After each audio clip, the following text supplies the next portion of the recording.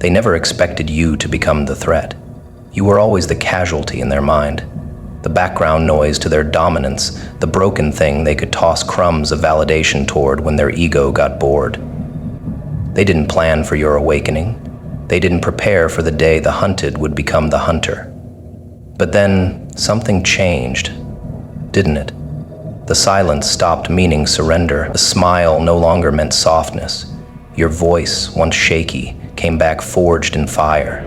And now they're quiet, not from peace, but from fear, because someone ruthless just stepped in, and it wasn't some stranger. It was the version of you they never thought would surface, the one who doesn't ask questions anymore, the one who doesn't wait for permission, the one who plays by no rules, especially theirs. You were never weak. You were observant. You studied their tactics while they dismissed yours as emotion. You memorized their manipulation like poetry, and now you speak it fluently, not to mimic, but to dismantle. They always thought you were naive for staying, but what they missed was the precision behind your patience. You watched them show their hand over and over again, letting them believe they were winning. That was your strategy, because now you move in silence and they flinch at shadows. You became the echo in the hall they used to rule. Their throne is cracked and your footsteps are the sound of revolution. You didn't steal their crown, you made your own. Out of every insult, every scar, every overlooked moment when they thought they broke you. Here's the psychological twist. Power doesn't corrupt everyone. Sometimes it resurrects them. You were never given authority, you took it back, and in that reclamation you unlocked something far more terrifying than revenge: detachment. You no longer need to be understood. You don't crave justice from the unjust. You understand now. Your healing never required their remorse. That's what scares them. The most dangerous person is the one who doesn't flinch, doesn't explain, doesn't need to be seen. You became untouchable the moment their validation lost its value, and now they hide, because your presence reminds them of everything they can no longer control. They see you, and they see a mirror they can't manipulate, a reflection too honest, too sharp, too unforgiving. You became the consequence they swore would never come, and the truth? They were never afraid of your anger. They were afraid of your evolution, of what would happen if you ever stopped breaking. They fed off the wounds because open flesh is easier to command. But now you're armored in your own boundaries, and their hands keep slipping. Their silence isn't growth, it's retreat. A hasty exit behind a mask of maturity, while the guilt festers like rot under their skin. You're not watching them fall apart. You're watching them finally meet the version of themselves they spent a lifetime avoiding. You didn't change. You remembered who you were before the conditioning, before they rewrote your needs as burdens, before they painted your empathy as instability. You unlearned the poison. That's the beginning of ruthlessness. Not cruelty, but clarity. You don't scream now. You don't beg. You let your silence drag the truth out of them like confession, and they run. Because nothing terrifies a manipulator more than the person who no longer bleeds when cut. You used to tremble when they turned away. Now you don't even notice. You stopped asking why they vanished and started watching who panics when you don't chase.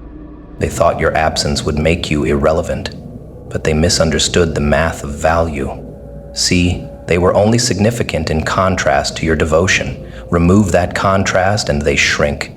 Power once borrowed from your attention dissolves in their hands like mist. Now you're the one they can't predict, and unpredictability is a killer in psychological warfare. You're no longer on their radar because they don't know how to track the storm you've become. You're no longer linear. You move in spirals. You arrive in silence. You destroy without touching. You became the answer to the very question they used to taunt you with. What would you ever do without me? The answer is thrive, not in vengeance, but in sovereignty. And that sovereignty doesn't shout. It whispers, it watches, it corrects without warning. You don't announce your power.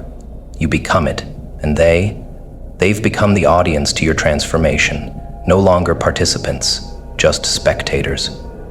Their fear now stems from the realization that you owe them nothing. Not rage, not closure, not explanation. You're not playing God. You're just done playing puppet. And the strings they once pulled now hang lifeless, because the soul behind them no longer dances.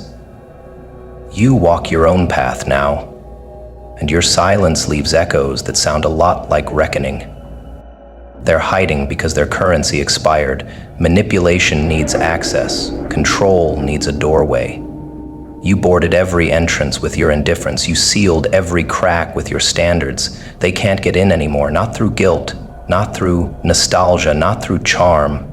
You learned that a lion doesn't mourn the opinions of the prey. And now, they're left to wonder where they lost you. The irony? You never belonged to them. They just mistook your kindness for ownership. Now all they have are memories, and the most painful kind are those that once held power, now completely irrelevant. Here's where your story turns. You don't just rise. You rebuild with precision. You study your past like a blueprint, not for pity, but for mastery. You became a weapon forged from everything they tried to destroy. And your aim? Ruthless, but not reckless. There's no emotion in your execution now, just math, just patterns. You calculate energy like investment, and if the return is absent, the door stays shut. That's what makes you dangerous now. You love with limits. You give with discernment. And you never explain the absence of your presence, because they already know. Someone ruthless just stepped in, and it's the version of you they never wanted to meet. They thought you were alone because they couldn't comprehend the magnitude of your silence. That was their first mistake, assuming noise is the measure of power. They looked at your solitude and saw vacancy, not realizing they were staring into a cathedral built from experience, loss, memory, and unshakable will. You never walked empty. You walked unseen. There's a difference. They couldn't hear the footsteps of every version of you that died and came back stronger. They couldn't feel the weight of every betrayal you turned into armor. So they projected loneliness where there was only discipline. They thought you were small because you didn't seek the spotlight. But shadows don't shrink the dangerous, they shape them. They watched you from a surface-level gaze and missed the storm gathering beneath your skin. What they don't realize is that your aura carries echoes, not of people but of pain that refuse to swallow you. You're followed by memories with teeth, lessons that never whisper, and instincts sharpened by survival. That presence they mistook as stillness, it's the calm before decisions that can't be undone. You don't walk into a room to be noticed. You walk in as a verdict. Your energy speaks of chapters they'll never read. Stories written in blood and rebuilt in silence. You never needed backup. You became your own contingency plan. The aura they dismissed holds voices, ancestors, inner demons tamed, futures that haunt, and past selves that never truly left. Alone? You've never been. You've been aligned. And that alignment is what terrifies those who once thought they had the upper hand. They were measuring you in companions, in allies, and external support systems. They wanted to see you with a crowd before believing you had weight. But your presence doesn't need confirmation. It radiates in frequencies their shallow perception cannot register. There's something about a person who no longer leans on others, not out of pride, but because they've learned to stand with such gravity that their shadow could start a war. You carry with you every betrayal they thought would bury you. You carry silence like a sword, and they can feel it before you speak. You're not haunted. You're accompanied by versions of yourself that have outlived chaos. You've made peace with madness. That's what makes you dangerous. Not your strength, your understanding of it. They will talk among themselves, trying to decipher why they feel uneasy around you. It's because your aura exposes what they hide. You reflect the cost of cowardice without ever saying a word. Your posture unsettles them because it has no explanation. You don't overcompensate. You don't reach. You wait. And that patience is heavier than any threat. They thought you were alone because they believed power must perform, but yours doesn't. It observes. It endures. And when the moment demands, it arrives with a force that needs no validation. You became the gravity they underestimated. You became the one whose silence rearranges the hierarchy. That's why they flinch. Because when you speak, everything else quiets. They failed to see the symphony behind your stillness. They missed the orchestra of wounds playing harmony beneath your skin. They saw only the surface, the composed eyes, the measured tone. But they didn't know the volume of resilience packed behind your calm. That aura is not empty, it's layered, complex, designed by time. You're not surrounded by people, you're surrounded by purpose. Every step you take now feels deliberate, because you've lived through days where every step was a negotiation with yourself. And you made it through. That's what your aura holds, not just power, but proof. You don't need to convince anyone anymore. Your energy signs contracts in silence. The right ones understand it. The wrong ones get nervous and call it arrogance. What scares them most is that your aura does not seek approval. You don't radiate for attention. You radiate because you no longer dilute yourself. You've tasted isolation without bitterness. You've swallowed truth without sugar. You've walked through rejection and found it was just another form of redirection. You don't crave connection. You choose it. And when you walk away, it's not a punishment, it's a protection. Your presence holds boundaries as part of its design. You don't guard your heart with barbed wire. You guard it with indifference.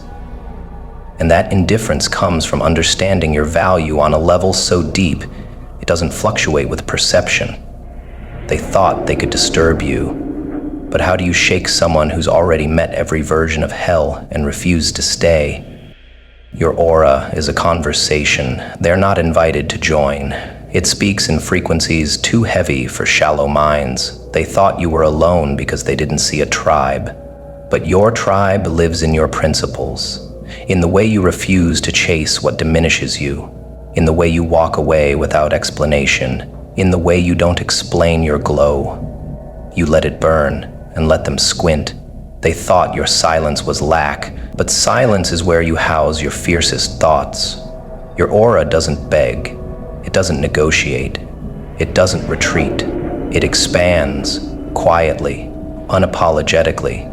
You move like someone who's made peace with the storm and now carries it inside. You never needed them to believe in your journey. You became the kind of person who walks through fire and doesn't scream, the kind whose energy rearranges the air. You show up with gravity and they think it's arrogance. It's not. It's density. You are heavy with clarity. And clarity is brutal to those still hiding behind illusions. They thought you were vulnerable because you were alone, but you weren't abandoned. You outgrew them. Your silence made them irrelevant. That's the part they can't admit. They wanted you to break, but you rebuilt. Not louder, just stronger. Now you walk like closure, and they can't look directly at you without confronting their own lack of evolution. They underestimated the architecture of your presence. To them, solitude was weakness, something to pity, mock, or manipulate. But what they didn't see was that solitude is where your spirit was carved into stone. Your aura was built in the quiet hours. When no one called, when no one came, when every voice fell silent and all you had was your breath and your defiance.